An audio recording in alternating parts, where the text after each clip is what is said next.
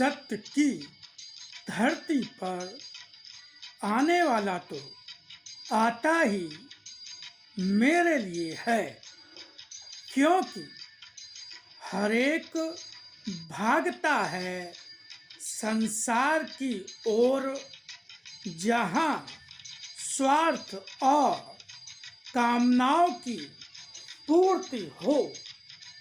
वैभव विलास भरा जीवन हो, मगर इस सत्य की धरती पर तो मिलता है धर्म, कर्म, त्याग, तपस्या, साधना और न्याय।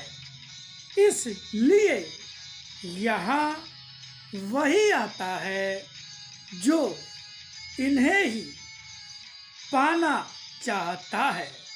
समय की ओढ़ी हुई चादर का मूल्य उतना ही है तुम्हारे लिए जितना तुम बना दो। मेरी दी समय की चादर और ओढ़ने वाले शरीर दोनों ही अत्यंत ही मूल्यवान दिए हैं मैंने, मगर जब न शरीर का मूल्य समझते हो न चादर का, तो दोनों ही बड़े सस्ते हो जाते हैं। जिस तरह से कपड़ा सब एक ही होते हुए भी जो कपड़े का जैसा प्रयोग करता है वह कपड़ा उतने ही मूल्य का हो जाता है। कपड़े को रुमाल बना दो, बहुत छोटा और सस्ता हो जाएगा। उसी को धूल पोंछने का कपड़ा बना दो, वह और भी सस्ता हो जाएगा। किंतु उसी कपड़े का पैजामा, कमीज या कोट बना दोगे, मूल्यवान और अधिक प्रयोग में आने वाला हो जाएगा। इसी तरह समय मैं सबको एक सा देता हूँ, किंतु कोई उस समय को व्यर्थ ही व्यय करता रहता है। कोई समय के एक एक पल का प्रयोग करने में अपनी भावना और कर्म दोनों को लगा देता है। जब कुछ मूल्य निकल आता है समय का, वह मूल्यवान हो जाता है।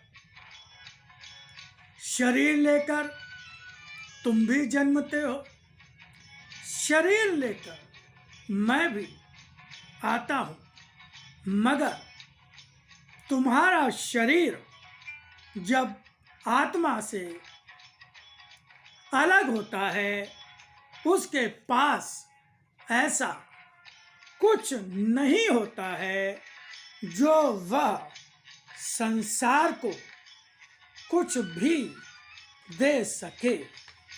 जब देने के लिए कुछ कमाया होता है तो वह कमाया हुआ समय की चादर की सजावट होता है और शरीर का श्रम उस मूल्य को अनेकों गुना बढ़ा देता है।